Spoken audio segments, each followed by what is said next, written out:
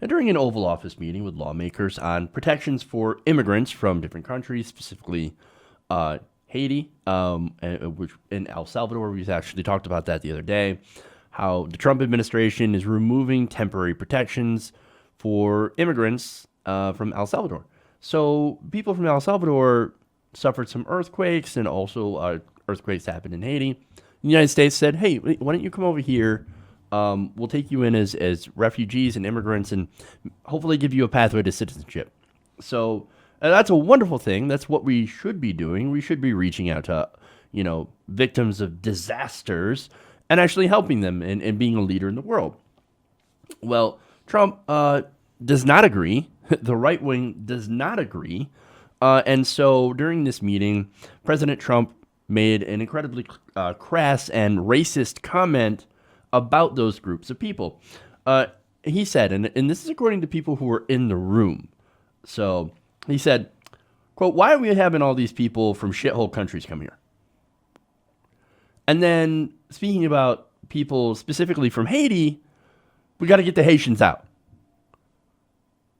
Wow. So again, that is unbelievably racist, right? Now, here's the thing, right? So people from Haiti, people from El Salvador, they came over here because, first of all, we let them come over here because they were fleeing terrible conditions. And not only that, but again, immigrants, right? They actually want to come over here and they want to live the American dream. So if you want to talk about countries with problems, right? Such as war, poverty, corruption, and you want to call them shitholes, right? Because of those problems. Well, okay, I guess, but you could put it a better way. But see, here's the thing, right? He's not talking about the conditions in the countries. That's not why he's saying they're shitholes. What he's saying, the reason that he calls them that is not because of the conditions that exist there, but because of the people who live there. He thinks shithole equals places where black and brown people live. That's the shithole to him. And later on, he kind of reinforced that by saying the U.S. should bring in more immigrants from countries such as Norway. Now, Norway, a perfectly lovely country. In fact, I look up to the Nordic model quite a bit. Now, Norway is primarily white. But what's funny is that, look, again, he's a Republican. He's supposed to be a conservative, right? Norway is incredibly progressive, and they actually have higher taxes. But because of that, and because of what they actually do with the taxes, they're actually the happiest country on earth. They, for example, have free college, right? Something that both Democrats and Republicans, not progressives, but Democrats and Republicans, centrist Dems, are saying, well, we can't do that. We can't afford that. We can't afford that, right? Well, they also have single-payer health care. Well, it's a very thing that Donald Trump himself, when Bernie Sanders brought that up in his Medicare for All bill, said, "Oh, dog, you get crazy, Bernie. We can't do that. Crazy, crazy, Bernie. No, we're gonna go and push for this health care." Now, I think he only, of course, trashes that health care because it's Bernie, right? No, I don't like Bernie. He made fun of me. The crazy Bernie with his crazy health care. It'll never work. It'll never work. While on the other hand, also saying, why can't we expand Medicare? You know what? Why can't we expand Medicare? We would be a lot more like, wait for it, Norway. Not only that, but they have generous safety nets. Of course, the Trump administration, we got to look at entitlements. Got to cut entitlements. And yes, as I mentioned before, they have higher taxes that pay for it. But again, the higher taxes on regular people and on corporations, by the way. And the Trump administration voted to cut corporate taxes down to 21%. The higher taxes on everybody. Guess what? That actually goes to pay for things that go back to the people, that actually benefit the people, right? So that's a country that he would love people to come from into the United States. Again, I have nothing against Norway. I actually love the Norwegian model, and I think they actually have done a great job in their country, making it a great place to live, right? It's a great country because it's a social democracy that actually cares about their people. However, white supremacists like Donald Trump, and I've heard this argument before, say that, no, that's not the reason that Norway's great. No, it's great because they're white. And that's the white supremacist argument, right? No, they don't have, they're a homogenous society. They don't have any black and brown people messing it up, making it into a shithole, right? That is the Trump perspective. But in reality, being homogenous doesn't have anything to do with it. I would actually argue that racism is part of what's holding us back in America from being more like Norway, from having that social democracy. Because social democracy doesn't work if part of the population looks at another part of the population and says, we don't want you here. We don't want you as part of our social democracy. Look at it this way, right? So a lot of conservatives, a lot of racists, right, hate the welfare programs and they hate income redistribution. Why do they hate it? Well, you only have to look back to Reagan to figure that one out when he uses the coded language of welfare queen. Well, what's the welfare queen? It's the African American lady having a bunch of kids and being on welfare, living on welfare. That is explicitly coded racist language to get people who are disaffected white people who are getting their asses kicked by corporations, who are getting crushed into the ground. That argument is a way to shift the blame away from the elites, away from the powerful and the giant multinational corporations, and put it onto the minority, right? No, your problems aren't because of corporate ownership of the government. No, your problems are because that black person is taking your money. So why are these conservatives so against welfare? Oh, because you're taking my tax money and you're giving me that black guy or that black family. They don't deserve that. They don't deserve that. So, in the biggest irony of all, it's the fucking dumbass racists that make it so that we can't have nice things in America. Way to go. It's not the black people's fault. It's not the Haitians' fault. It's not the, Latinos' fault. It's your racist ass. You're keeping us from having a good country, a better country. So, congratulations, asshole. All right. Now, anyway, back to Trump. Just had to get that out. There's nothing that irritates me more than fucking racist people. Like, we all evolved from the ancestor in Africa, right? Modern human beings started in Africa. And your dumbass like, go back to Africa. We should all go back to Africa then, because that's where we started. Anyway, I'm going to keep going on this if I don't go forward with the story. Now, Donald Trump, as I said, after this whole thing blew up, right? And everybody's like, oh my God, like Trump's a racist. No, really? We actually already knew that for a very, very long time. So it's not surprising for him to say something racist.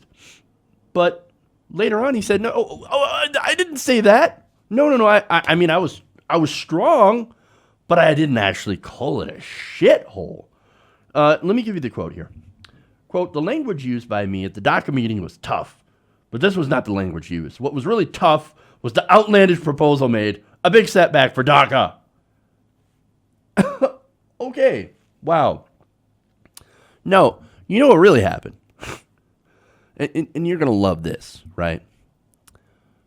Fox and Friends earlier today, right? They had a segment where they're like, oh, maybe the president should take that back. Calling these countries, or more specifically, it's not necessarily calling the people a shithole, or the country a shithole, the people. You're saying it's a shithole because of the people there, right? Everybody got that, right? Everybody understands that that's what he's referring to. Even Fox and Friends is like, you might want to roll that back. Brian Kilmeade earlier today said, okay, I think Trump probably should go back and revise that statement. Not like 30 minutes after that segment, Trump said, the language used by me at the DACA meeting was tough, but that's not what I said. Basically rolling it back. Now, of course, I'm not buying it, right? Of course he said that. There were witnesses in the room. Dick Durbin has come out and said, yes, that's exactly the language that he used. And all of us there, the Republicans and the Democrats that were there, were like, whoa, dude, what are you talking about? Holy shit, that's racist. And the people that were in the room were Lindsey Graham, Dick Durbin, Tom Cotton, and Bob Goodlatte, right? So, but no, he comes out and he lies about this as well. You know why? It's because he's trying to gaslight us. No, I didn't say shithole. I just said, what I said was tough. Don't believe your lying ears. Now, the other reason that I don't buy it is because of what he said in the past. Now, the New York Times reported back in December, he once suggested that Haitian immigrants all have AIDS. What?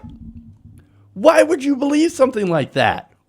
Why would you say something like that? Unless you have deeply racist stereotype views.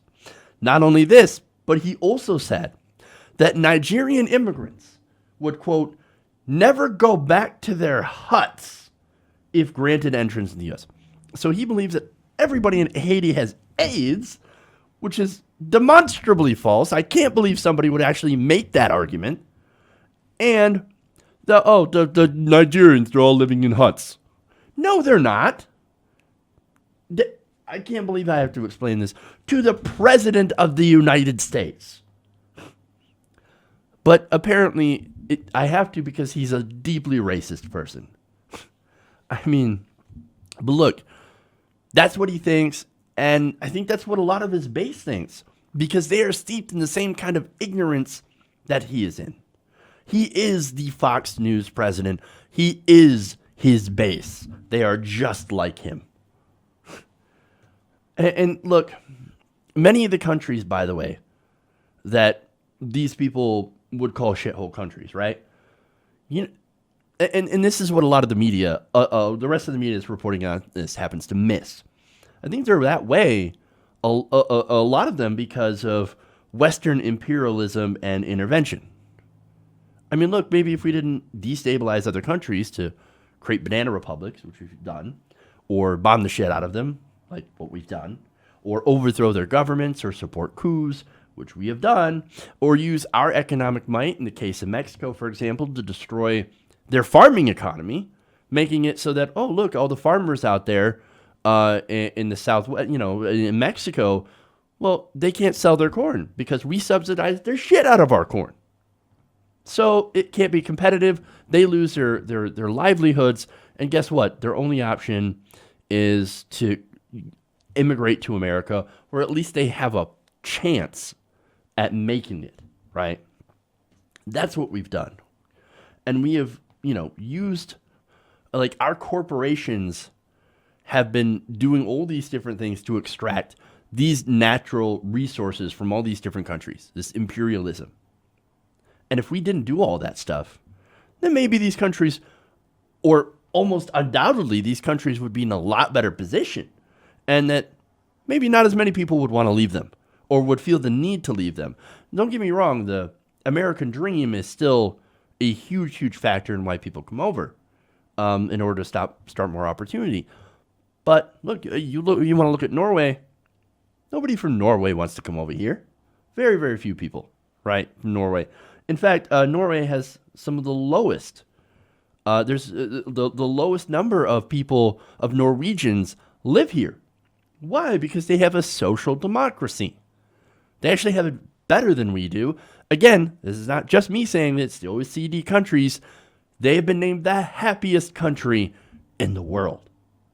They have a growing economy, a great GDP, and a generous welfare system. Yeah, of course they don't want to come over here, where we have almost the opposite. So, anyway, again, part of the reason that these countries are in dire straits is with a lot of Western intervention. So maybe, like I said, if we didn't do so much of that, maybe these people wouldn't need to have to come over, and we wouldn't need to have this discussion. But nonetheless, now that that is the situation, these people should be allowed to stay. Hey everybody, thanks for watching this video. If you want to see more like this, please hit the subscribe button below. And if you want to support truly independent progressive media, please consider becoming a patron at patreon.com/TYTNation.